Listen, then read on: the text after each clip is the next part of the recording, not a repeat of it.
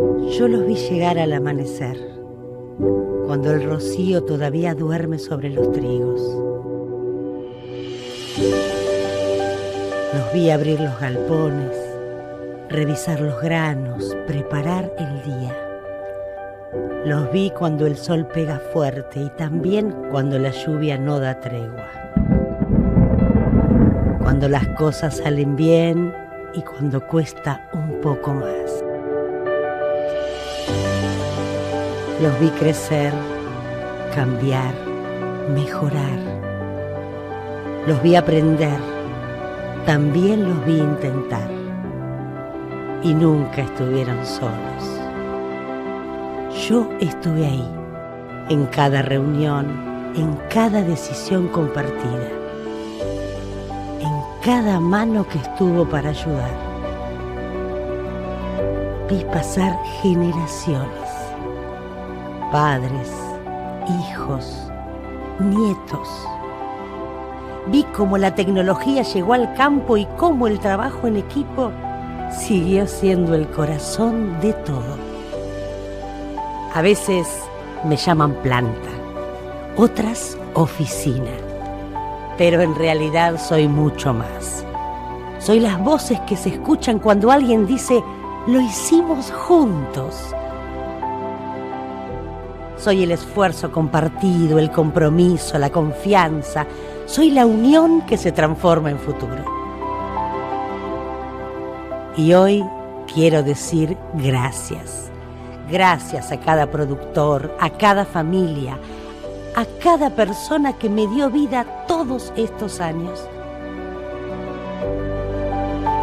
Porque sin ustedes, yo no sería quien soy. Yo soy la Cooperativa Agrícola Ganadera de Tandil y Vela. Y esta historia también es la tuya.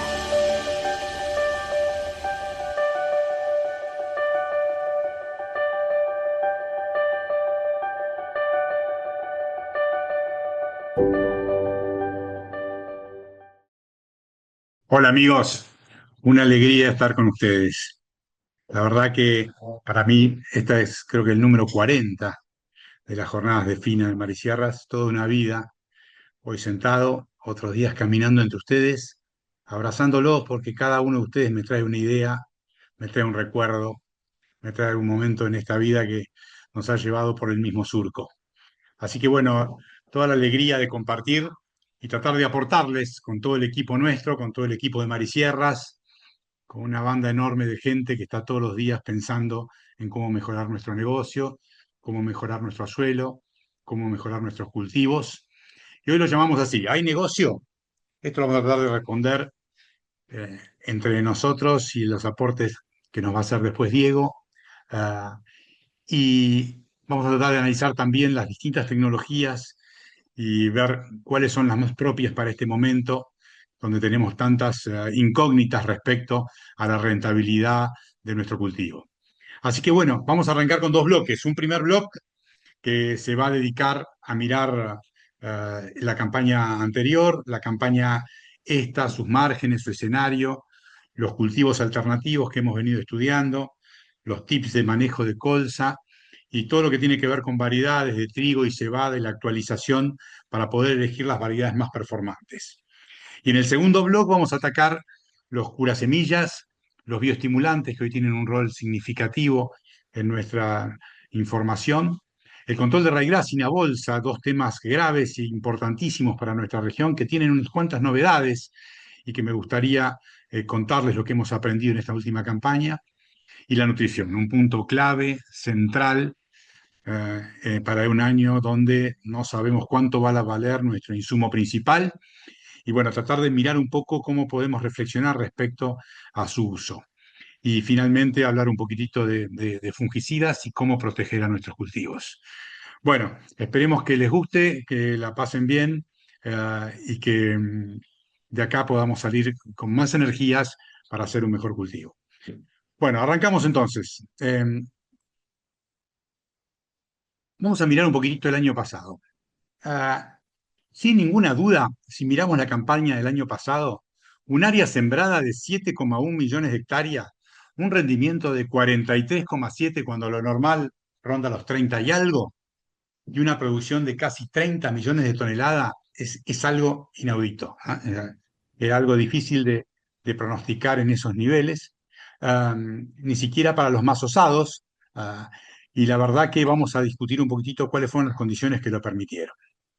Lo normal en Argentina es exportar del orden de 10 millones, pero este año debemos exportar 20, pero ya arrancamos relativamente bien porque nuevos mercados del norte de África y del sudeste asiático ah, los hemos podido de alguna manera abastecer en parte, y mercados que no eran nuestros, que eran de la Unión Europea, del Mar Negro, Australia, por supuesto que lo nuestro es precio, pero bueno, se trabajó en ese sentido y se logró realmente una exportación hasta ahora interesante, con muchos destinos que no eran normales.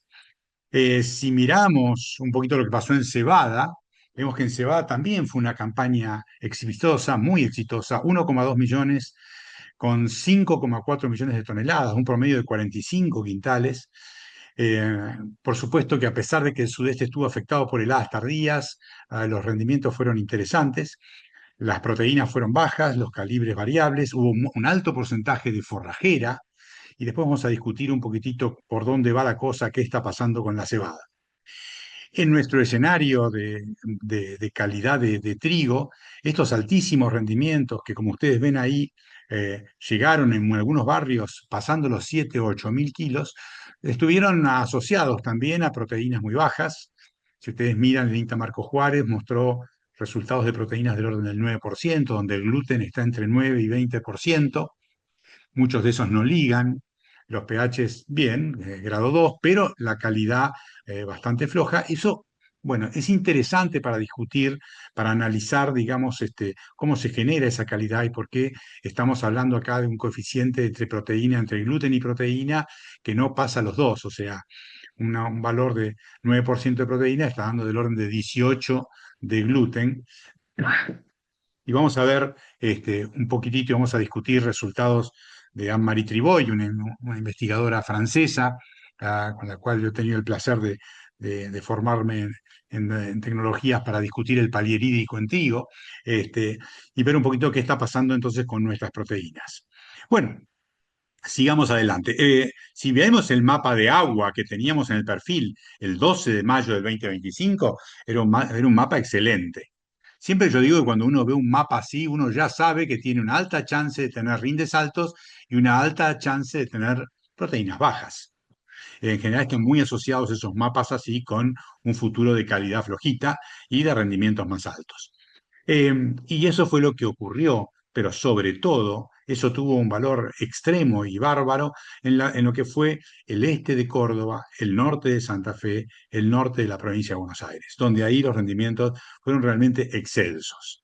¿Qué fue lo que pasó? ¿Qué fue lo que pasó con las condiciones climáticas para que tengamos? Porque la realidad es que, bueno, esperar 5.000 kilos en esos barrios está bien, 5.500 también, 6.000 también, pero ya encontrarse con 7 o 8 es muy significativa. La primera cosa a tener muy en cuenta es que si ustedes miran lo que estoy marcando acá, que son las temperaturas promedios quincenales, ¿ah?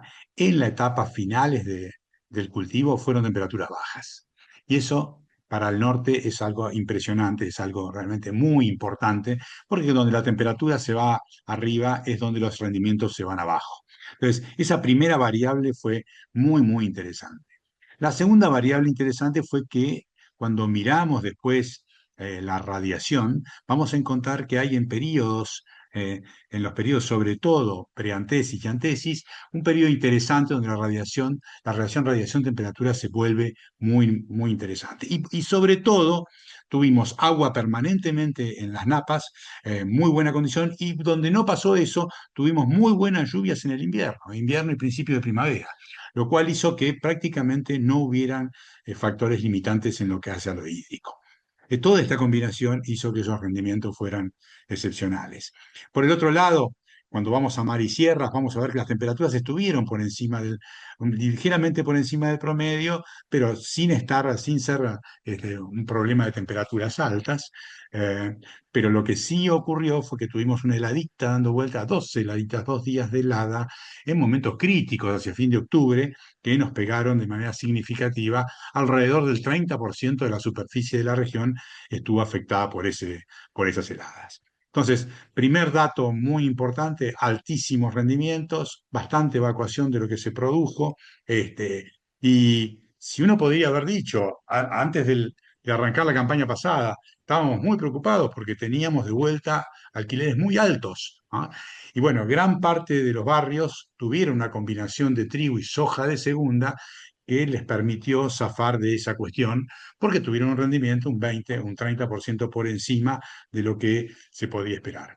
Ah, eh, bueno, después, si hablamos, si incorporamos a esto a los cultivos de gruesa, eso fue mucho más variable en cuanto a regiones. Nuestra región no tuvo una gran campaña de gruesa, una campaña razonable de girasol, pero una campaña de maíz y soja comprometida por la sequía agresiva que tuvimos prácticamente diciembre, enero, febrero. Recién empezó a llover en marzo. Así que bueno, una fina razonable y una gruesa compleja. Bueno, si seguimos mirando ahora de vuelta la fina, vamos a ver que el agua en el perfil estaba muy bien al 30 de abril, siguió muy bien al 30 de septiembre y terminó muy bien al 31 de octubre. O sea, realmente, y ahí tienen los rendimientos que yo realmente me manifestaba recién, cómo coincidieron, digamos, con las condiciones de mejores precipitaciones, ¿no? Eh, este es un mapa que está haciendo ACREA muy interesante con todos los puntos geoposicionados de los miembros CREA y podemos ver claramente que no hubo otra campaña en el último tiempo que tuviera las mismas características, ¿no? 21-22 más o menos anduvo bien, pero acá está en una escala de 2.000 a 5.500 y acá tuvimos que ampliarla porque aumentaron mucho los rindes, fíjense, de 2.000 a 6.500. Pero bueno, miren lo que fue 2022, 2024, 2023-24, o sea, la realidad, la homogeneidad de rendimientos altos que se dio en la 25-26 fue realmente espectacular. Y eso estuvo signado por estas lluvias. Fíjense lo que es el mapa de lluvias de todo el año respecto a al resto de los años. Evidentemente las precipitaciones fueron un factor muy significativo para estos resultados. Bien, nos encontramos hoy en un escenario complejo. O sea, en diciembre el Banco Mundial estimaba aumentos del precio de trigo para 2026 y 2027 y un 7% de la caída del precio de la urea para el 26 y un 9% para el 2027. Como ustedes imaginan, acá el diario cambia todos los días y esto no pasó y en realidad pasó quizás todo lo contrario y lo que estamos viviendo hoy es una crisis muy importante a raíz de toda la cuestión de la guerra. Este, y bueno, si bien hasta Roberto Brandt, un conocido especialista en conflictos, lo que dice que en el mediano plazo, en condiciones de conflictos bélicos, lo que se prioriza es la seguridad alimentaria, la seguridad energética y los minerales estratégicos. Este, bueno, vamos a tener que poner dentro de los minerales estratégicos de alguna manera nuestros fertilizantes, pero no lo son. Este, Hasta ahora, lo que hemos visto son riesgos muy graves en lo que hace al abastecimiento de fertilizantes y precios. Hemos pasado de un DAP que estaba alrededor de los 800 a un DAP que modera los 900 y pico, y hemos pasado de una urea de $500 a ureas que llegaron a valer hasta $1.000 y se van moviendo según se abre o se cierra temporariamente el estrecho. La realidad es que esto es un tema muy, muy significativo para nuestra agricultura hoy. Y eso lo podemos visualizar, ¿no?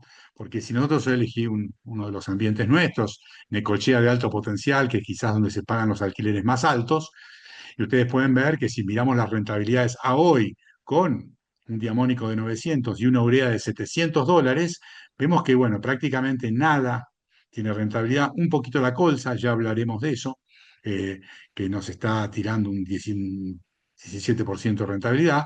La cebada cervecera soja de segunda, un 9%. ¿Ah? La cebada forrajera soja de segunda, un 4%. Insisto, esto pagando 16 quintales y $40 de administración o 60 en doble cultivo. Y bueno, el trigo soja de segunda prácticamente no participa. Arveja, maíz ni hablar, hoy los precios de arveja son muy bajos. Candial, soja de segunda, acá hay un tema que necesitamos que el Candial empiece a mover, o sea, los valores que están proponiendo de bonificaciones para este año son poco serios para la necesidad de proteína y de calidad que necesitamos en Candial. En el caso del maíz, con 9.000 kilos, estamos hablando de un pequeño margen de $98. Girasol oleico saca, levanta un poquitito la mano, pero bueno, este es el precio con el cual estamos jugando hoy, alrededor de un 400, que quisiéramos tenerlo el año que viene, pero la verdad ustedes saben que en el girasol no tenemos esos precios hacia adelante, no los conocemos. Eh, bueno, y soja con la problemática de que nuestro problema en soja claramente es el rendimiento. Por ahí un año pegamos un 3.500, o algunos barrios de azul llegan en algún lote a 4.000, pero la realidad es que en los promedios, y en particular para esta zona, como estoy mostrando, de Necochea, generalmente tiene un rendimiento, hasta te diría muchas veces inferior al del girasol, y el girasol tiene todas las bonificaciones conocidas. Así que tenemos un problema, y la realidad que es un problema también porque nosotros estamos pagando alquileres en soja, y la soja subió algunos dólares, y nosotros, la verdad que no, salvo con la soja de segunda, los años como el año pasado, que realmente las hojas de segunda tuvieron un muy buen otoño, ahí pudimos llenar un poquitito más y acomodar los alquileres pagando con lo que cosechábamos de soja de segunda. Pero bueno, ese es un tema, por suerte, los últimos años viene mejorando ese panorama. Por suerte, los últimos años viene mejorando el panorama de las heladas en otoño, y no quiero quemarlo porque estamos llegando prácticamente hacia fines de abril y todavía no hemos tenido heladas significativas, lo cual es yo diría, un milagro. Entonces, bueno, eh, ahora, cuando a este escenario que yo recién mostramos le ponemos la urea a $1.000 en vez de a 700, desaparece prácticamente la rentabilidad en prácticamente todos los cultivos de gramíneas, eh, lo cual realmente es un enorme problema. Así que bueno, vamos a tratar de analizar cómo podemos manejar esto, de qué manera podemos este, ser más eficientes para poder manejar con más calidad y con más habilidad todas las cuestiones ligadas a este abastecimiento de fertilizantes. Bien, esto mismo lo podríamos ver en Serrana, las dos situaciones con y sin, con urea de 700 o con urea de 1.000. ¿Ah? Y bueno, y quería mostrarles alguna diapositiva del norte, esto es de Ricardo Pozzi del Crea Las Rosas, donde acá están viendo con sojas de primera de 4.800 kilos, ¿no? Eh, y sojas de segunda de 3.500. Ustedes imaginan, el rendimiento de la soja de segunda pesa muchísimo en el binomio, pero de todas maneras el trigo soja está con rendimientos, con rentabilidades del 20%, cuando la soja de primera tiene el 26% y con mucha menos inversión, ¿no? Maíz temprano también con problemas por este tema de la urea de 1.000. Ahí aparece la carinata soja con buenos resultados. El año pasado tuvimos muy buenos rindes, así como pasó con la colza acá, y eso, bueno, estimuló un poquito más a mirar esta cuestión. Y bueno, y el girasol en ambientes más del oeste de la zona de Santa Fe, estamos con rendimientos interesantes, pero acá estamos considerando alquileres más bajos. Bueno, lo que quería mostrarles es que lo que está pasando en muchos de los grupos y pulos que siembran en todo el país es que están achicando la porción de cultivos de invierno. Acá hay varios factores. Cada vez que no estamos de acuerdo con el alquiler o que el alquiler nos parece alto, las negociaciones se ralentizan, y eso en general muchas veces se lleva la fina puesta. Y el segundo tema es que, bueno, estamos hablando de una factura de casi acá 1.500, $1.600 que hay que invertir para sacar 300, ¿no? O sea, la inversión es muy alta, el riesgo es muy alta, contra el de una soja que estamos en inversiones acá prácticamente de $1.000, o sea, significativamente casi $500 menos. Entonces, está pasando mucho esta cuestión en los diferentes barrios. Hay algunos CREA o algunos productores que van a mantener la rotación, lo cual me parece buenísimo, que intenten sostener la rotación, pero en general los que alquilan más están obligados a limitar lo que va a ser la fina, a pesar de que, bueno, después vamos a discutir que para los ambientes al norte, si hay agua en el suelo y hay un escenario niño, particularmente para ellos, el escenario a esperar es razonable, es interesante. Bueno, estos son los datos que les planteaba de Carinata, fíjense los rendimientos, realmente muy buenos, muy interesantes, pero bueno, vuelvo a decir, esto es lo que tiene la cosechamos prácticamente con el último trigo, eh, han mejorado las variedades, pero bueno, lo cierto es que es una crucífera y tiene sus particularidades, tiene un poco menos de potencial que las colzas y a la vez es más larga, ¿no? Pero bueno, el año pasado los resultados fueron interesantes. Después vamos a discutir de la cuestión de la colza para nuestro barrio. Un puntito sobre la cebada. ¿Mm? Eh, ¿Qué estamos viviendo? Bueno, voy a utilizar un poquitito algunos datos de Fidel, del equipo de Fidel, y bueno, básicamente mostrar acá lo que está pasando con la forrajera y la cervecera. Eh, Básicamente, si ustedes miran los volúmenes del año pasado, teníamos 2 palos 200 de forrajera, eh, y 1 palo 200 de lo que se habían de las declaraciones de cervecera. Y fíjense, con 3,5 millones. Para este año van 2 palos 400 de forrajera y la verdad que bastante poco, como ustedes están viendo, de cervecera. El escenario en general que se viene viendo de producción mundial de cerveza es bastante bajo, o sea, se viene planchando día a día. La verdad que no sabemos, esperemos que con el Mundial empiece a mover, que el amigo Messi haga que empiecen a jugar, empiecen a tomar más cerveza, pero parece que ahora les gusta más el agüita y la pastilla que la cerveza, así que estamos complicados con el tema del valor de la malta. Y esto uno lo puede mirar y observar también en esta tendencia, este es de Mario Cataño, donde ustedes ven claramente el precio de la forrajera y la cervecera. Hemos llegado a tener diferencias casi de $40 en alguna condición, y hoy la verdad que se han acercado mucho los valores, se han acercado, no solamente bajan los valores, sino que además se han acercado mucho entre sí. Este, lo cual hace reflexionar en un escenario donde tenemos problemas para pagar el fertilizante nitrogenado y que la cerveza cervecera nos pide una proteína más significativa, si no tiene sentido ir directamente a una forrajera, cosecharla más húmeda y salir antes a soja de segunda. Eso es algo que se plantea mucho en los CREA en un escenario de estas características, ¿no? Bien, vamos entonces a ver un poquitito algunas cosas que hicimos con la red de cultivos alternativos de invierno.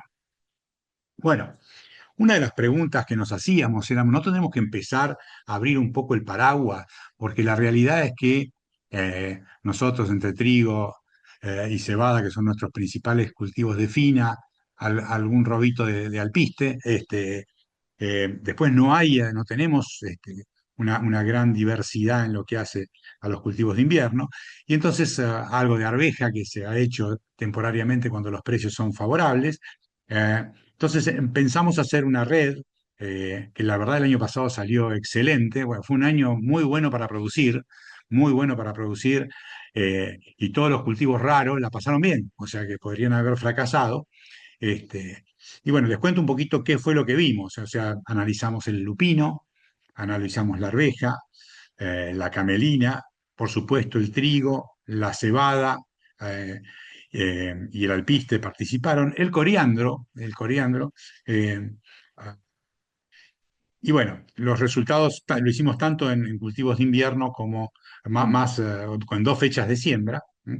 Acá, como anécdota, ven el lupino, que en realidad nosotros también lo vimos recién acá porque nos costó muchísimo hacerlo nacer, pero una vez que nació fue impresionante con la baja densidad que estaba, el volumen que tomó el cultivo y cómo compensó la falta de densidad, y con rendimientos que ya los van a ver muy interesantes. También acá lo están viendo al coriandro, que nos llamó poderosamente la atención por su competencia. La verdad que tuvo una excelente competencia frente a malezas, eh, y un rendimiento muy interesante. ¿Mm? Y por supuesto, bueno, las arvejas ya conocidas. Acá tiene el coriandro, la camelina, la colza, que la verdad que fue un año, yo creo que de los años que he vivido de colza en los últimos 30, 40 años, no había visto potenciales de esta característica. Llegamos, ahora lo van a ver, bueno, acá tienen alpiste, fíjense lo que eran las colzas, ¿no? Y bueno, y acá están viendo, en la Dolores llegamos a 4.500 kilos con la colza Chip CL, ¿ah? En la fecha temprana, en la fecha de, bueno, que no era tan temprana finalmente, porque era el 8 de junio, y en la fecha tardía con la colza Diamond en 3.400. Eso fue en la Dolores, y en Orense, en el Sureño, que fue un ambiente también muy bueno para finas, porque acá ven 6.900 kilos de cebada, y en trigo 6.200. Los ensayos ahí de variedades llegaron a casi 9.000 kilos también. Eh, bueno, la colza chip estuvo en 3.100 kilos, y también muy bien la Diamond más tarde con 3.400 kilos. Y bueno, me parece, las camelinas anduvieron en 1.870, más tardías también entre 1.000 y 2.200 kilos. ¿Ya? Y fíjense el lupino amargo, ¿no? 3.700 kilos, un muy buen rendimiento.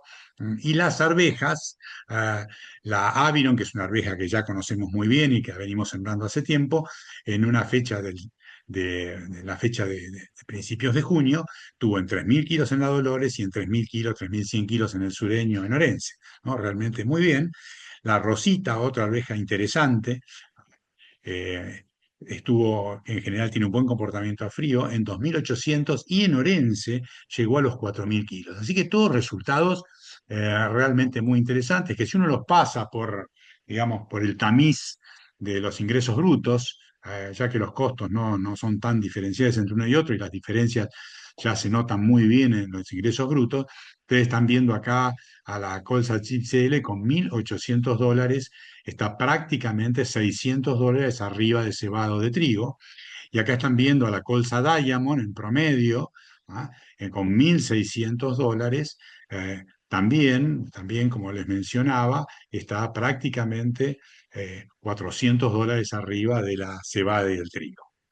Eh, para esto me queda decir que, digamos, con bastante, eh, con bastante tranquilidad, que, bueno, eh, la colza la conocemos mucho. Seguimos haciendo colza a pesar de que solamente se haya seguido en barrios más de la zona costera, y también algo en el norte, pero la realidad es que eh, la condición de una colza de alto potencial, como se dio el año pasado, que tiene los mismos requerimientos que el trigo, ¿no? O sea, va a pedir radiación, temperatura igual, o sea, va a leer lo mismo. O sea, cuando se dispara el rendimiento de trigo, es muy probable que la colza también lo haga. Hay híbridos muy buenos, ya lo vamos a ver. Acá les quiero mostrar, para el grupo de Cané en la zona costera, cuáles son sus rendimientos en el tiempo, y fíjense cómo ajusta con fecha de siembra. ¿Ah? Los mejores rendimientos siempre más temprano, allá por abril. eh, y bueno, es lo que se está intentando incorporar, esa fecha de siembra más temprana, lo cual no es fácil porque no tenemos mucho antecesor para jugar ahí. A veces podemos tener algún girasol que se despierte temprano, pero muchas veces tenemos los girasoles con el problema del CL. Para eso, para ese tema, tenemos disponible las variedades CL.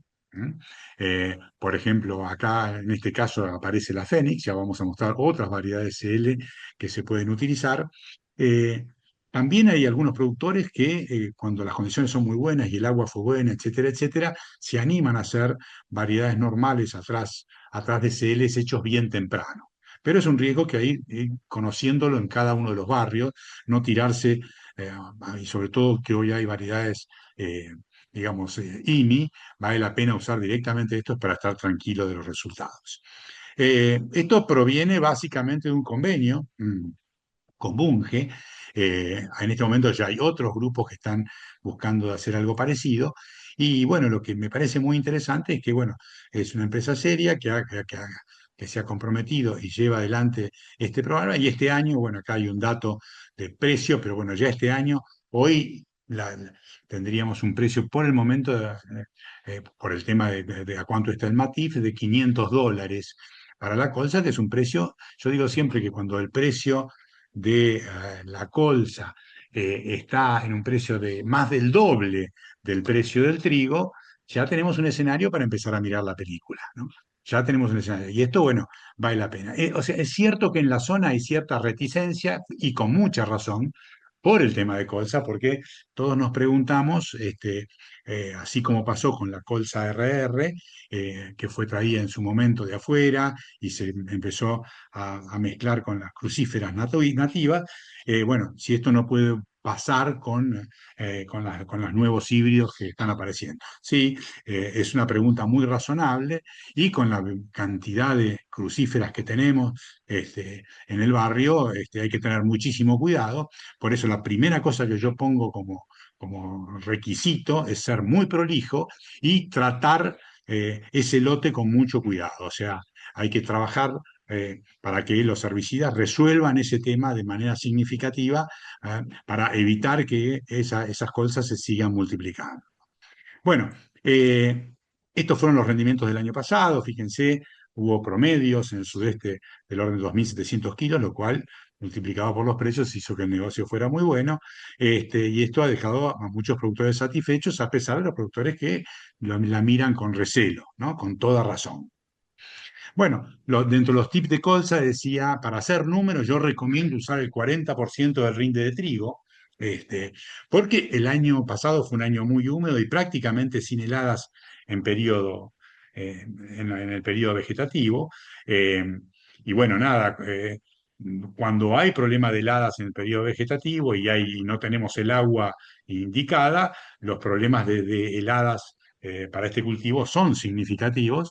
Y por eso hay que elegir un lote no anegable ni helador, ninguna de las dos cosas, ¿no? Entonces, o si no, haber pegado este otoño, tener la suerte de que te tocó un otoño como este, sembraste temprano, ya tenés una roseta de 8 centímetros, y ahí la planta ya está bastante rustificada para soportar el frío. Y si no, si tenés una presencia de rastrojo en el lote, hay que tratar de acondicionarla para no generar, para bajar los riesgos de helada. La otra clave importante, bueno, como yo recién decía, el manejo del guacho tiene que ser súper riguroso. La fecha de siembra y el rinde ya lo hemos hablado. Atención a los herbicidas residuales, porque es más sensible incluso que el trigo y que la cebada a las residualidades de liclosulano clearsol, ¿no? Es casi, les diría, una planta testigo. De hecho, en los ensayos de acá en Balcarce la usábamos para mirar las residualidades, ¿no? O sea, hay que tener mucho cuidado con eso.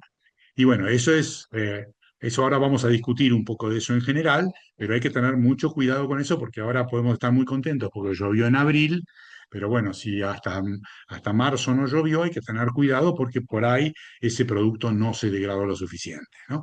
Si es CL no habría problema, tenemos las cosas CL que ya hemos comentado. El tema azufre, un tema clave, recontra mil clave. Necesitamos para 25 quintales del orden de 15 unidades de azufre. Para 30 quintales estaríamos necesitando del orden de 20. Este, y esto es muy importante, no usar mezclas físicas. ¿Por qué? Porque en nuestra historia de colza hemos visto que cuando tiramos una mezcla física, el azufre va por un lado y la otra mezcla y el otro producto va por otro, y después encontramos, a pesar de haber gastado para el promedio algo importante, vamos a ver que hay zonas donde está toda repollada. Así que recomiendo usar mezclas químicas. Porque fíjense en estos son ensayos que hicimos en su momento en Tres Arroyos y en Azul. Miren, tenemos 2.600 kilos cuando con azufre estamos en 3.200, ¿no? Realmente es una diferencia enorme. Prácticamente la curva azul sin azufre no cuaja. O sea, las plantas quedan verdes, pero no siguen avanzando porque no se produce el correcto cuajado. Impresionante, impresionante. Recuerdo una vez que me llamaron de uno de los ensayos de Tres Arroyos y me dijeron, che, alguien pasó y tiró un herbicida hormonal. Si les muestro la foto es impresionante, parece un herbicida hormonal. No, es simplemente que el azufre no se mueve de las hojas viejas a las hojas nuevas. Entonces, cuando vos le metés mucho nitrógeno, pero no pusiste azufre, terminás con un florero, y ves como si fuera un efecto hormonal. En realidad es que se quedó sin azufre. ¿Mm? Bueno, el otro tema muy importante es el control de Plutela y de las enfermedades. Nosotros no ha mejorado mucho el tema FOMA, ha mejorado significativamente. y también el tema esclerotinia. Pero por supuesto, digamos, en la medida que se empiecen a repetir y vayan participando más crucíferas, o incluso tengamos girasol y soja dando vuelta con más presión, bueno, la esclerotinia puede volver a aparecer. Así que bueno, con cuidado, pero una alternativa interesante para escaparle a los malos márgenes. Acá tienen las colzas más recomendables. Para el 25 de marzo al 5 de abril estamos viendo para la OCL la Fénix o a la Duque, pero no es L. Dentro de las primaveras largas estamos recomendando la DSB, la Chips L, que se las mostré con muy buenos resultados. Para el 5 de mayo al 15 de mayo tendrían la Continuum, no la hemos probado eh, aún, y tampoco hemos probado la Ceresimi, que tiene muy buena bibliografía. Pero bueno, ya vemos que hay un conjunto de colzas muy buenas. Ahí yo les mostré los datos de la Diamond, que realmente había mostrado rendimientos muy interesantes. Eh, Bien, de arveja voy a pasar un poquito más rápido porque es un año difícil para la arveja, porque con los precios que estamos teniendo hoy, a menos que haya un vuelco en el mercado que nos dé una manito, estamos preocupados con los precios de arveja, y la verdad que como concepto es un concepto maravilloso, porque si nosotros podríamos estar incorporando la arveja, y voy a hablar del resto de las leguminosas más adelante, como lo estamos haciendo en muchos CREAs, este, podríamos tener un piso de nitrógeno significativamente más elevado. Así que bueno, una arveja te puede dejar tranquilamente casi un maíz sin fertilizante después, y seguramente algún tipo de residuo para el año siguiente.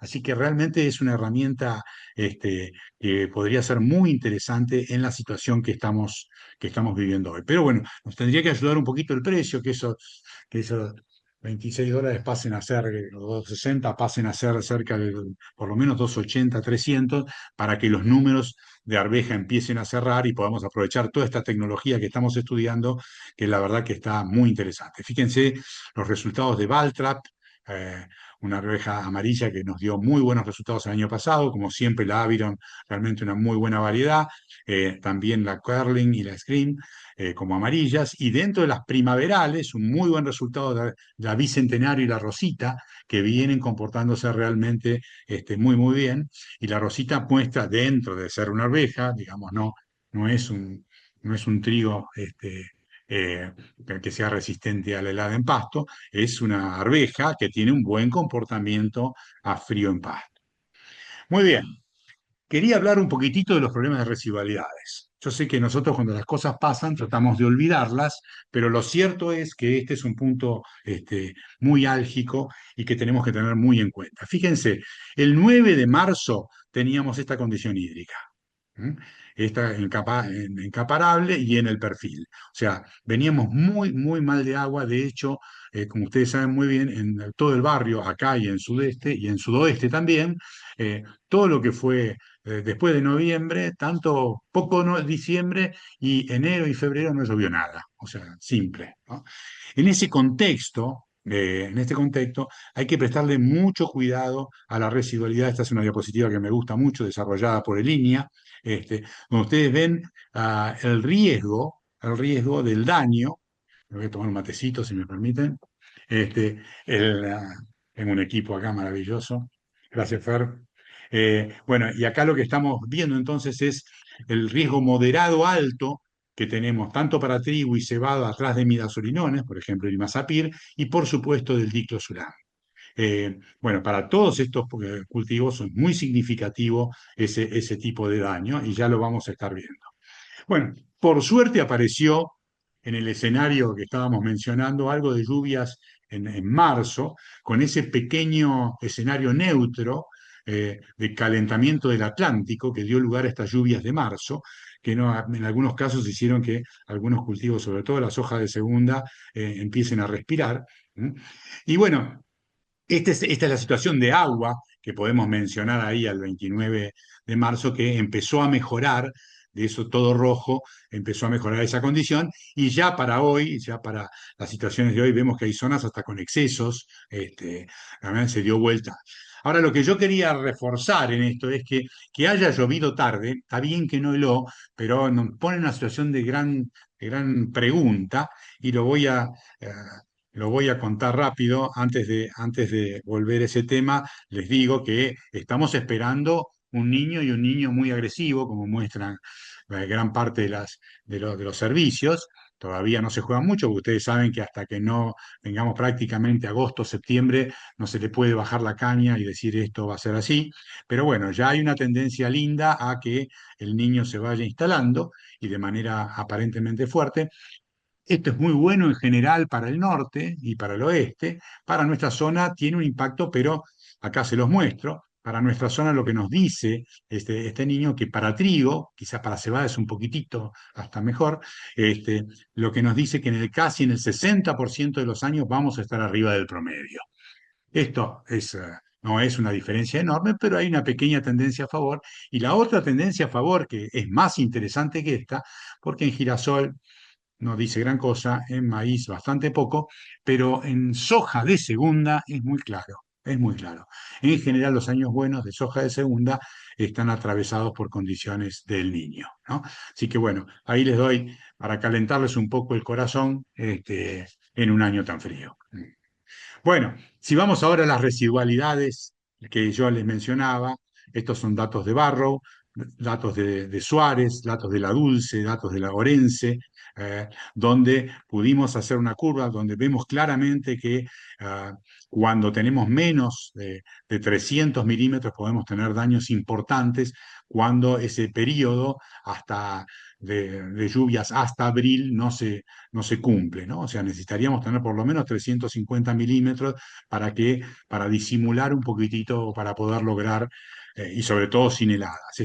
Bueno, hemos tenido años muy difíciles. Esto es Barrow, en el año 2002-2003, donde si ustedes observan las lluvias acumuladas, en el 2001-2002 habíamos tenido 412, en el 2002-2003 tuvimos 190 milímetros, y eso hizo que, bueno, realmente los rendimientos fueran muy, muy complicados y muy agresivos. Esto también pasó en la FINA 08. Esta es una clienta nuestra del grupo de trigo del sudoeste, también fue tesista mía. eh, mm, y bueno, tuvo la sorpresa, después de un tiempo, mm, después de esperar que piden sus cultivos, que le aparecieron todos los cultivos con las espigas dobladas. Y esto fue, digamos, básicamente porque tuvo poca agua, 200 a 260 milímetros en los primeros 90 días, ¿no? Esto es en Necochea, donde, bueno, muchas veces cuando hacemos las superposiciones de las borduras los rindes fueron buenos, pero en general se vio muy claramente todo el daño de superposición. A pesar de que había lluvias importantes, enero 100, febrero 165. Bueno, al final llegamos a una tabla, digamos que lo que nos dice es que tenemos que tener lluvias importantes en los primeros 90 días o hasta la primera helada, y que es importante que las dos estén arriba de 300 en los 90 o en los 300. O sea, eso nos da, esta tabla elaboró BAF, en este caso para el girasol. También usamos esta herramienta que es ir a medir al suelo, a ver qué es lo que queda en el suelo. Esto lo desarrollamos allá por el año 21, y lo que encontramos fue, bueno, si tenés alguna concentración de IMI en el suelo, con muy poco que tengas, podés tener hasta el 40% de pérdida, y lo mismo si te pasa con el diclosulam. El fomesafen es bastante menos agresivo. Entonces, bueno, acá están viendo lotes que tuvieron problemas contra lotes con cistiva, que en algún caso dio alguna ventaja, en el caso por su mejor arranque, sobre todo en el caso de cebada. En el caso de trigo, hemos visto a veces mejora el Vibrance en ese sentido, y también hemos visto un producto que es el Bioamino L, que cuando lo echamos sobre el lote, logramos bajar, como van a ver acá, bajar bastante, o inmovilizar bastante los problemas que teníamos con los productos activos ahí. Lo que hay que decir es que en general, cuando se producen estos efectos, lo que uno encuentra son manchones, y esos manchones los ataca Rhizoctonia. Acá, como ven, el testigo dio 3.700 kilos, la parte con CL, que venía de CL, dio 1.200, y la parte con bioamino L dio 2.200. No salvó el cultivo, lo mejoró un poquito. Y uno de los problemas que tenemos hoy es que tenemos trigos que son CL, pero en general todavía estamos esperando ese trigo CL que rinda un 10% menos que un trigo de los mejores, pero no un 20-25 como nos está pasando por el momento. Todavía necesitamos, fíjense que en colza los rindes de las colzas CL se acercan mucho más. Creo que no va a tardar para que tengamos trigos CL para poder adaptarse a estas situaciones. En soja pasa lo mismo, o sea, el diclosulán es agresivísimo y hay que tener por lo menos en octubre, noviembre, diciembre esos 250, 270 milímetros para que y temperaturas para que ese diclosulán, sobre todo si se aplicó tarde, se pueda controlar. Y acá les muestro un par de ejemplos para que vean que no siempre zafamos con las lluvias tardías. Esto no es en la India, sino que esto es una cebada Andreia en Orense. ¿Ah? En el año 2016, eso es lo bueno de tener algunos años, fíjense que en marzo tuvimos 158 milímetros y a pesar de esos 158 milímetros en marzo, que venía de un febrero de 70, pero un diciembre, un noviembre, diciembre y enero horribles, o sea, con 62 milímetros solamente, fíjense la heterogeneidad que nos produjo y cómo estaban los cultivos, ¿no? Y lo mismo podemos decir en este caso en la Masía. También los suelos con tosca en general les cuesta más, o sea, están más disponibles los productos tóxicos. Y acá fíjense, tuvimos enero de 45, febrero de 92, marzo de 27, en abril tuvimos 187, pero de todas maneras nos pasó la factura. Entonces, presten atención a esas cuestiones y traten de evitar esas condiciones y, por supuesto, tratar de que los herbicidas que van a ser en los ambientes más frágiles, ¿ah? Si van a ser girasol, que sea un CP y no un CL, si van a ser una colza, que sea una colza CL, para evitar tener que estar en estas, porque cada tanto pasa que enero, febrero, diciembre, no y febrero no llueve nada y nos queda un residuo en el suelo que nos va a tirar para atrás.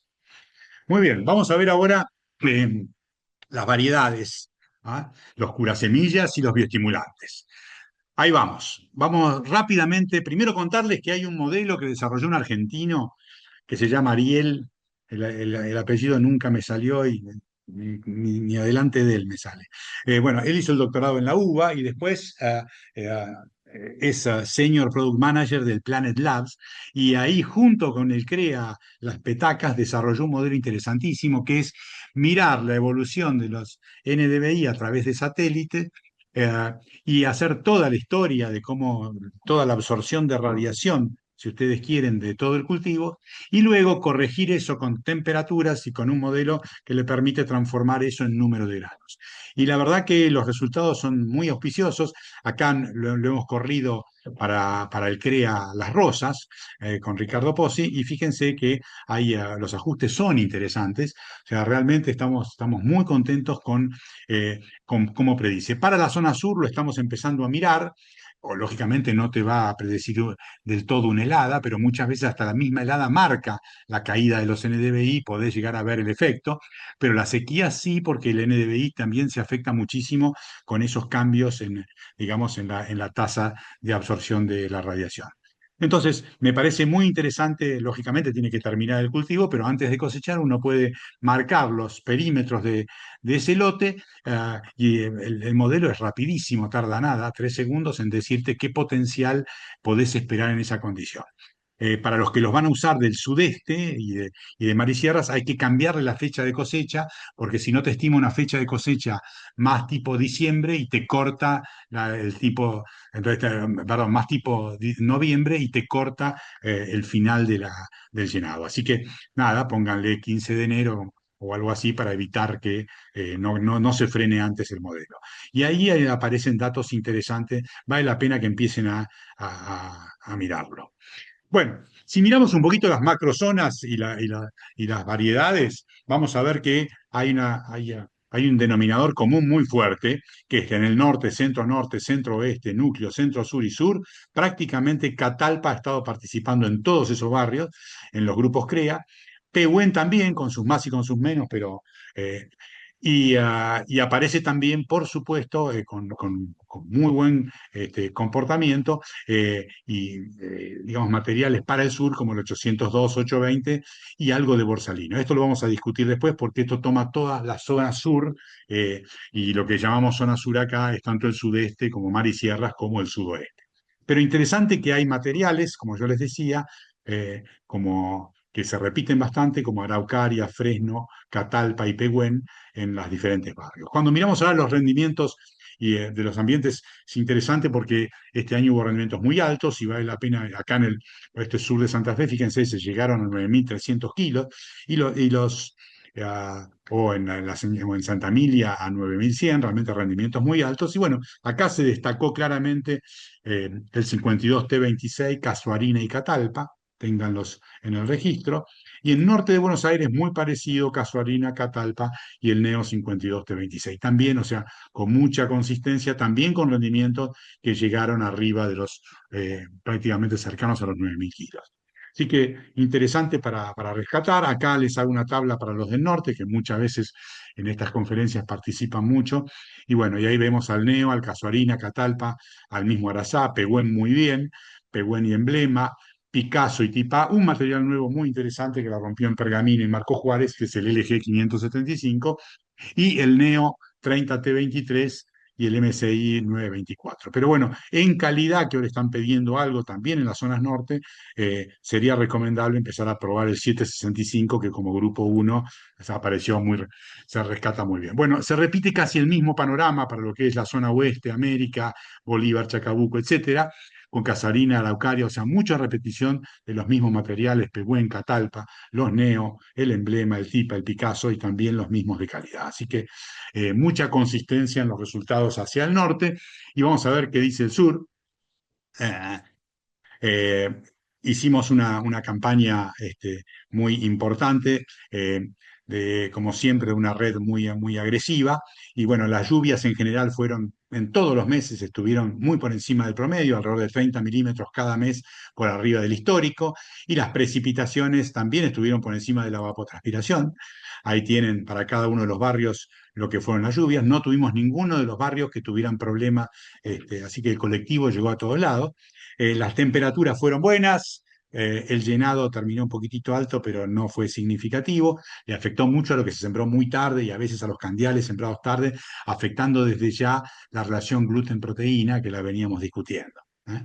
Si miramos ahora los daños de helada en trigo, en Necochea tuvimos un daño muy significativo, no solamente en Necochea, también hacia la zona de Pieres y hacia la zona de Otamendi vimos muchos lotes como en esta problemática, sobre todo relacionado con fecha de siembra, a veces unos días más tarde la cosa se daba vuelta, pero no solamente fue el daño en helada en trigo, sino también en cebada, ese fue el famoso helada de lo que les decía, acá tienen la cita para el 28 y 21 de octubre. Bueno, esas heladas fueron, ahí las ven marcadas. Y ahora me gustaría decirles qué pasó con los rindes de cebada y los rindes de trigo. Si miramos la historia, nosotros tenemos en los últimos 10 años, tenemos 5.250 kilos promedio de cebada y tenemos 4.700 de trigo, o sea, prácticamente 500 kilos más de cebada. El último año estuvieron igual, exactamente el mismo rendimiento en los CREA, y cuando vamos a ver, acá pueden ver 5.300 y 5.300, lo cual para la cebada es un fracaso porque venía consistentemente con rendimientos más altos, pero la helada le pegó de manera muy significativa. Fíjense, los trigos helados fueron reportados casi el 40%, en la cebada también, 37%, pero prácticamente casi el doble de daño en la helada, en la cebada que en el trigo.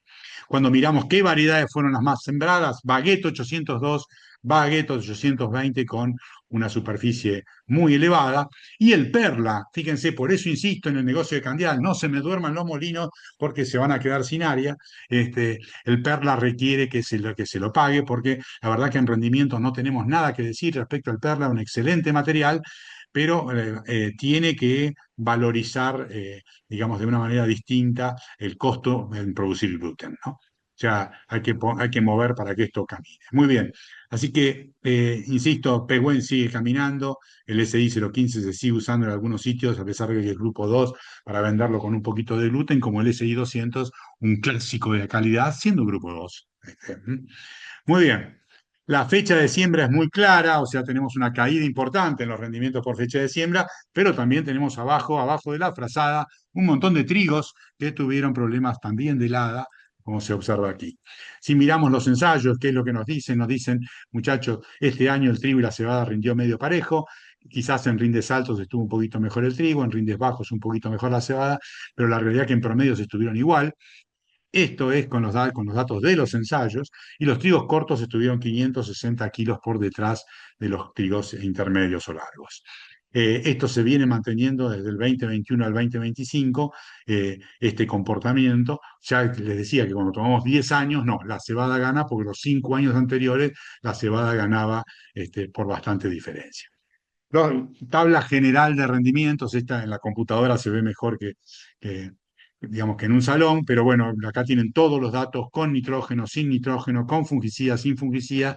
Estudienla con detención, pero les voy a remarcar básicamente que el radal, material nuevo de Don Mario, le pintó la cara al resto. Tuvo en un índice 115, cuando el segundo, que fue el 610, que fue un material que venía muy bien, el año pasado también estuvo segundo. Tercero está la Araucaria, que también con un muy buen comportamiento. Y cuarto el Neo 70 T25. Quinto el Lobuno. Sexto el SI 134, que ya tuvo su podio en alguno de estas últimas campañas.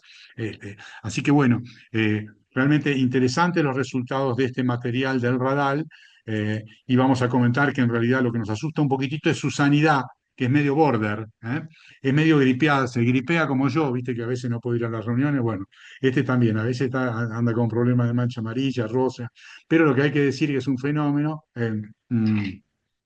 y que tiene un potencial muy bueno, y que en un año como este se destacó muy bien. Prácticamente en todos los lados estuvo arriba. Segundo quedó el Nidera 610. Bueno, y Araucaria, me gustaría hacer algún comentario adicional. Fíjense, la Araucaria en muchos de los barrios lo vimos con una sintomatología fea, porque cada vez que aparecía un pequeño golpecito de frío o incluso algún toque por la floro, hacía una raya y nos dejaba una planta más débil, más débil, más débil. Si usted lo ven comparado con los cultivares de al lado, siempre le costó implantarse. Cuando lo fuimos a ver, esto nos pasó en Azul, nos pasó en Necochea, no, nos pasó en productores que lo habían sembrado en otros barrios, pero lo cierto es que, bueno, hay que aplaudirlo porque a pesar de esto, esas hojitas las dejó en el camino y después salió tercero. Así que fue, no anduvo como Colapinto, pero casi. Se acomodó muy bien y tiene ya 2 años con muy buenos resultados, así que es un material para tenerlo de todas maneras en cuenta, también por alguna cosa que voy a decir después. En el 2024, acuérdense, había ganado Araucaria Fresno, la mezcla, segundo 610, tercero 134. Esto es lo que había pasado en su momento, tengan en la cabeza, importante. Ahora, este año el Radal, fíjense cuando miramos las curvas de índice ambiental respecto a rendimientos, está significativamente por encima del resto, ¿no? La verdad que le sacó, por eso incluso lo estamos llevando a la zona de Madariaga para ver si lo podemos hacer llegar a rendimientos más elevados, ¿no? Pero muy bien este material, chapó.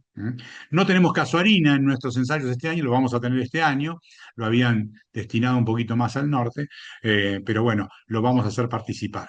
Bien, en lo que son los cortos, chapó para el Perla, para el Candial, estuvo primero, la verdad que el Perla cuando encuentra sus condiciones y no hay problemas de helada y ni de fusarium, la verdad que tiene un rendimiento excepcional, se comportó muy bien. El único detalle es que en general le cuesta levantar gluten, o sea, le cuesta levantar gluten, incluso a veces con dosis altas de nitrógeno le cuesta lograr niveles de gluten elevados. Pero la verdad que es un material que satisface mucho desde el punto de vista de rendimiento. Después estuvo Pretal, Fulgor y Picasso. Eh, Cuando revisamos la sanidad, quiero remarcar que este año estuvo sano por todos lados. O sea, siempre el Perla le pasa algo, siempre tiene problemas de sanidad. sobre todo con Roya, pero este año esa raza no estuvo y la pasó bomba. ¿Eh? El que sí estuvo bastante tocadito con Roya anaranjada y con bastante mancha amarilla fue el Fulgor, que es uno de los pocos grupo uno que nos quedan con un W razonable. Bueno, primero agradecerle a la gente de la Cámara Arbitral de la Bolsa de Cereales de Quequén y por supuesto también a Noemí Fritz de la Cámara de Bahía Blanca, que son dos bastiones para nosotros, que nos acompañan hace muchísimos años, que nos permiten mostrar esta información de calidad. Bueno, acá tienen para 150 menos X, para 200 menos X, están viendo proteínas y gluten. Fíjense que no fue un año muy divertido en lo que hace a proteínas, a pesar de que estamos hablando de modelos casi, este es un promedio, fíjense en los modelos de 200, estamos en una proteína de 9, o sea, bastante rasca lo nuestro, pero también hemos tenido en azul, en la Dolores, con 300 menos X, la proteína no se fue mucho más arriba que esto, y las relaciones proteína-gluten están en 2,28, que no es excepcional, nos gustaría ver más un 2,4, pero bueno, como les decía, en realidad siempre que la demanda es demasiado alta en nitrógeno, ocurre un fenómeno, digamos, donde la mayoría, cuando quedan las proteínas medio bajas, la mayor cantidad, aparecen más albúminas y se moderan las gluteninas y gliadinas, y ahí se nos queda corto la relación. Bueno, fíjense lo que es acá cuando miramos el Perla. Tuvimos 9 con un gluten de 21. Esto, muchos de mis clientes están preocupados porque no tuvieron bonificación a pesar de usar modelos razonables. O sea, pero bueno, estos modelos de 200 menos X no están focalizados a calidad, sino están más planteados para rendimiento, no son aplicaciones tardías que podrían haber mejorado esa relación. Fíjense el año anterior, el Perla tenía con 11,9 de proteína, un gluten de 28,5, o sea, un año está bien, mucho más bajo en rendimiento, pero se acomodaba mucho mejor y acá teníamos lo que esperamos, que es una relación más tipo 2,4. Y acá para mostrarles datos del sudoeste, para toda la banda nuestra, queridos productores del sudoeste, interesantísimo. Acá tenemos desde las curvas con el sudoeste, van desde 75 menos X hasta 200 menos X. Y acá pueden ver ustedes cómo esa relación proteína-gluten va subiendo de 1,8. 8 de proteína que da 14 de gluten, 8 de proteína que da 16, 9 que da 19, 9,8 que da 22 y 10,3 que da 2,4. Fíjense cómo cuando el nitrógeno es corto, en general la proteína que se acumula es menos gliadina y glutenina y más albúmina, y eso hace que la posibilidad de generar un gluten divertido se haga menos importante. Así que, bueno, les recomiendo la lectura de Triboy, mi querida colega francesa. Bueno, siempre miramos este gráfico que nos permite ver para rendimientos altos cuál sería la mejor, el mejor, el mejor trigo para calidad. Y bueno, dentro de lo que hay, Radal anda muy bien en rinde, pero fíjense que ya se nos está en la zona de caída del gluten, en cualquiera de los dos, ya sea en 200 o en 150. Cuando nos ponemos, bajamos un poco el rendimiento, nos llama la atención el buen comportamiento de la Araucaria, que a pesar de esos problemas que tiene en la hoja, mantiene niveles altos de glútenes comparado para su nivel de rendimiento con los de alto rendimiento, ¿no es cierto? Así que bueno, interesante tenerlo pensado para esa condición. Después, por supuesto, si quieren más gluten, vamos a un fulgor, pero bajamos significativamente los rindes, ¿no? Eh, Bien, me adelanto un poquitito, simplemente un par de datitos del jabalí de Aliconte que viene manteniendo su línea de alta proteína y acá con Klein 100 años logró rendimientos muy cercanos a los Pehuen que tuvo del orden de los 8.000 kilos con Klein 100 años, un material que le estuvo dando 7.000 kilos, que para una bonificación importante en trigo pan puede ser una buena idea, ¿no? O sea, bien, me quedo entonces acá con la tabla de variedades. Vamos a los largos. Radal Araucaria Lobuno 70T25 Fresno 820-802 y en grupo 1 el 765 y uno nuevo, el Buctalero, con requerimientos de frío. Dentro del largo intermedio el 610, el 134 y luego aparece el Pehuen, el Neo 51T25, Casuarina y Araucaria. Y dentro de lo que es intermedio, intermedio corto, nos queda el Bioseminis Álamo, el Picasso que vuelve a manifestarse razonablemente y recomendando fuertemente el LG 575, sobre todo para probarlo para los que necesitan acortar ciclo. Muy bien, y por supuesto el Perla y el Fulgor como Perla como candial y Fulgor como calidad. Vamos a variedades en cebada, un tema clave, me voy a tomar me dicen 5 minutos, capaz que me voy a llevar algún segundo más. Overture y Andrea, fíjense, en 8.200 hectáreas de Overture, 6.000 de Andrea, 5.000 de Montoya, 106 el índice para Overture, 107 para Montoya. Andrea quedó atrás con 88, Sinfonía con 88 y Shakira, bueno, es muy poquito lo que tenía. Pero fíjense que ya estamos en casi 20% de caída del rendimiento en Sinfonía Andrea respecto a Oburter y Montoya. Fue un año muy malo para estas variedades. Algunos la pudieron manejar un poco mejor, otros un poco peor, pero la presión de enfermedades hizo que estos dos materiales la pasaran bastante mal. Lo mismo que en trigo, fecha de siembra temprana, mejores rindes, pero también mucho problema de helada, muchos datos bajos a consecuencia de helada. ¿Cuáles son las nuevas variedades? Florence, realmente espectacular en rendimiento, algo parecido a lo que nos pasa con Radal. Muy buen rinde, pero también hay que cuidar los trapos en gripa, pero es muy interesante su potencial. Otra vez, 7% estamos arriba de Fender. Esto lo mostró en otras redes, o sea, no es solamente estos datos, fue consistente con las redes del año pasado y también con las redes del INTA de este año.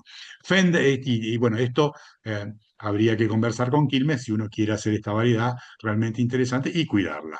De Serfolí Burmal tenemos a la Fender, también muy buena, mejor en sanidad significativamente y con un muy buen rendimiento. Luego viene Montoya, que sigue atajando penales, Overture también, Malkia sigue, luego la experimental de Burmal y últimas las dos, Sinfonía y Andrea, en todos los barrios, o sea, no puedo hacer discriminar por barrio porque realmente en todos los barrios mostró ese colorcito rojo, salvo en algún caso en el Porvenir, donde se mejoró un poquitito en la con fungicida, pero fíjense la diferencia de con y sin fungicida, 2.800, casi 3.000 kilos de respuesta fungicida en Sinfonía, ¿no? Bueno, salteo porque me están retando. Eh, entonces, quiero dejar bien en claro este tema de la sanidad. Los mismos datos está teniendo Cataño, Curetot, González y Carpaneto, los mismos datos que lo que nos dicen en definitiva es que si vamos a hacer nuestra querida Florence, que la rompió en rendimiento, hay que tener mucho cuidado con la escaldadura, que ya mostró una escaldadura muy fuerte. Andrea, mucha mancha en red, mucha escaldadura, mucha mancha borrosa. Malkia muy bien en mancha en red, pero muy mal en roya anaranjada. Bueno, ustedes saben que fue muy llamativa la aparición de roya anaranjada este año, pero mucha presencia, excepto en Andrea, todos los demás con problema de roya anaranjada. Y bueno, yo destacaría fundamentalmente que, bueno, Montoya la sigue peleando, que Overture también, pero que se van degradando progresivamente en la sanidad. Eh, apareció, apareció, y hoy lo comentábamos con Clara, apareció fuertemente al final Ramularia, después lo vamos a hablar cuando hablemos de enfermedades, pero bueno, lo tuvimos fundamentalmente en Azules y la Dolores, la aparición de Ramularia. Lo hubiéramos esperado que llegue antes, pero bueno, por suerte, llegó más tarde de lo que la esperábamos. Lo que sí está clarísimo es que en cebada la sanidad es fundamental. Acá hicimos la suma de las incidencias, ustedes ven cómo hay una relación inversa entre rendimiento y enfermedad. Cuanto más enfermedad, menos rendimiento en cualquiera de los sitios que querramos analizar. Ahora, Florence roba un poquito porque no siempre es la de mejor sanidad, pero tiene un potencial de rendimiento que le permite esconder algunas impropiedades de sanidad. Acá la tienen como ganó en todos los barrios. Bien, creo que la recomendación entonces, que después la vamos a reforzar cuando hablemos de fungicida, llegó bien, de fungicida, es que antes de elegir algo en cebada, pensemos en una variedad que tenga una capacidad de recibir fungicidas. Si las variedades ya están estamos apuntando a un año niño y probablemente ya arrancamos con agua, así que no sabemos qué va a pasar, pero ojalá que no se repita el exceso de agua que tuvimos el año pasado, pero estemos muy atentos porque estamos dando mucha ventaja si estamos con variedades como el caso de Andrea o Sinfonía, que bueno, que el último año se enfermó mucho, así que tratemos de dar un paso hacia variedades de mejor sanidad. Bueno, cerramos por el momento este bloque y luego pasamos al segundo bloque. Muchas gracias.